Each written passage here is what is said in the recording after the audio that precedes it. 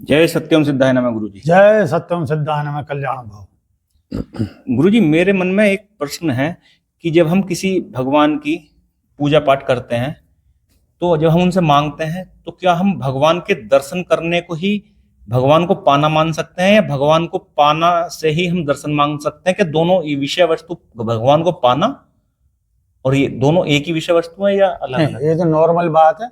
मैं किसी को जैसे जानते तो हैं भाई, इष्ट है वो जी। और इष्ट भी आपको जानते हैं। दर्शन होना और वार्ता होनी दोनों में अंतर है।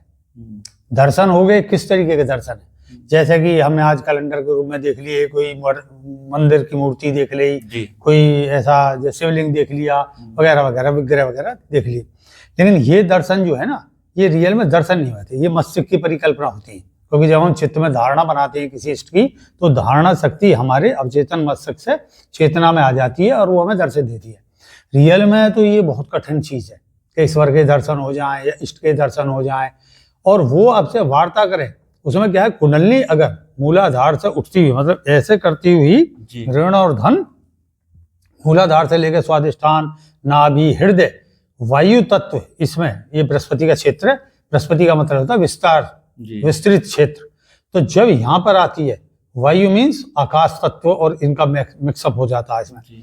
तो जब दर्शन होते हैं और उसमें इष्ट दर्शन देता है, फिर वार्ता होती है, तब मानो आप साक्षात्कार का विषय है ये, समझे। तो आमतौर पे जो तुम्हारे प्रश्न है उसमें दर्शन होने से क्या कहा था तुमने? कि मेरा प्रश्न ये है कि जब मैं पूजा कर रहा हूं तो मैं ये मांगू कि भगवान जी मैं आपके दर्शन करना चाहता हूं, आपको देखना चाहता हूं, या मैं आपको पाना चाहता हूं। तो दोनों में अंतर क्या, दर्शन करने में और पाने में? दोनों में अंतर ये हो गया, प्रेम का प्रभाव है। अगर प्रेम है, एक में दर्शन के मूल उद्देश्य क्या है आपका दर्शन का? भक्ति में भी दर्शन की इच्छा करता है, लेकिन मैं आपको पाना चाहता हूं और मैं क्या इसमें योग्य हूं, तो वो भी तो तुम्हें अपने अंदर झांकना पड़ेगा कि क्या मैं योग्य हूं या मेरे अंदर इस प्रकार की लालसा है। लालसा विहीनता पर ही जब हमारे अंदर शून्यता उत्पन्न हो जाएगी, कोई लालसा इस तरीके की रहेगी ही नहीं, तब भगवान स्वयं एक दर्शन दे देंगे। पहले वो परीक्षा लेंगे किसी न किसी रूप में कि भाई किस तरीके का, आपसे कुछ भी मांग सकते हैं वो। भाई आए गरीबी के भेष में और तुमने उसे दुत्कार दिया, बस वहां लग रहे हो भगवान दर्शन दे दे।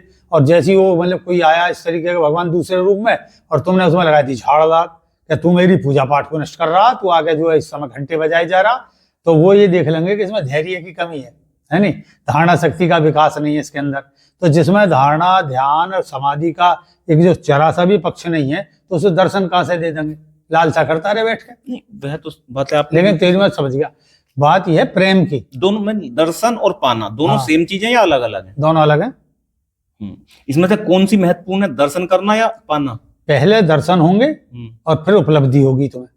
भाई कोई वस्तु है ना, जैसे तुम जाओगे दुकान पे भी खरीदने, तो पहले उसको कहाँ देखा तुमने? कहीं देखा तो है नहीं, फिर उसके अनुरूप उस स्थान पर पहुंचोगे, वहां दिखेगा। अब उसके मूल्यांकन करने पर उसे उपलब्ध कर सकते हो।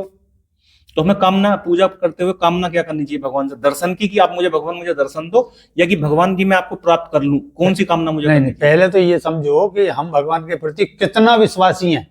अगर हम विश्वासी नहीं है तो हम मनोकामना मांग रहे हैं, और भगवान तो है ही, वो तो सुन ही रहा है। लेकिन इस बीच में वो देखेगा कि क्या कर रहा है ये अपनी मनोकामना के पीछे। मैंने पूछ लिया मैं राष्ट्रपति हो जाऊं या मैं बहुत अच्छे लेवल पे पहुंच जाऊं, तो क्रिया को भी तो देखेगा। इच्छा, क्रिया, ज्ञान, आपकी इच्छा कैसी है और उसके फिर अनुरूप क्रिया क्या कर रहे हो, मतलब कर्म क्या कर रहे हो, तब उसके बाद उसकी उपलब्धि है। नहीं, अगर इच्छा भी हमारी भगवान के अनुरूप हुई, क्रिया भी हमारी भगवान के अनुरूप हुई, तो फिर हमें क्या मांगना चाहिए भगवान से? कि मतलब मैं भगवान आप मुझे प्राप्त हो जाओ या मैं आपके दर्शन कर लूं, मतलब इनमें से मुझे मांगना क्या चाहिए? देखो, अगर सीधा सीधा आंसर देते हो, मांगते हो, तो सीधा है कि भगवान मैं आपके दर्शन करना चाहता हूं, और ये तो है थोड़ा निचली स्तर की। और उससे उच्चतर है भगवान को समर्पित होना, तुम्हारा मूल विषय है। वो तो तुम्हारे अपने आप हैं ही, तुम उनके अपने हो ही।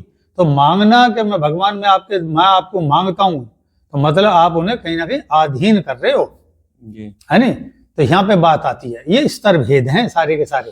अच्छा, नॉर्मल में हमें फिर भी क्या कामना करनी चाहिए कि मतलब जिससे कि हम अपने जीवन को सफल बना सके? पहले हमें भगवान से प्रेम करना चाहिए, समझे। अगर हमारे उसके प्रति कोई प्रेम नहीं है प्रेम भाव ही हमारा तारतम्य बनाएगा, एक प्रकार का पुल का काम करता है। आप उस ओर जाओ, तुम उन्हें बुला रहे हो कि तुम आ जाओ हमारे पास।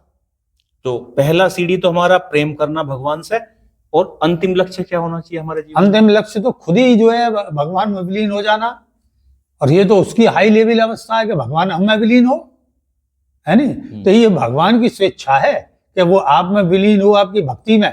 आप भक्ति से पहले उनमें तो विलीन होना सीखो, ये थोड़ी ना है। तो मूल है प्रेम, और प्रेम आता सेवा भाव से। सेवा तप और दान करे कल्याण। ठीक है गुरुजी, बहुत सुंदर जानकारी, आपने मेरी जिज्ञासा को बहुत अच्छे से शांत किया है। इसके लिए बहुत बहुत आभार है आपका। जय सत्यम सिद्धाय नमः। जय सत्यम सिद्धानम कल्याण भव।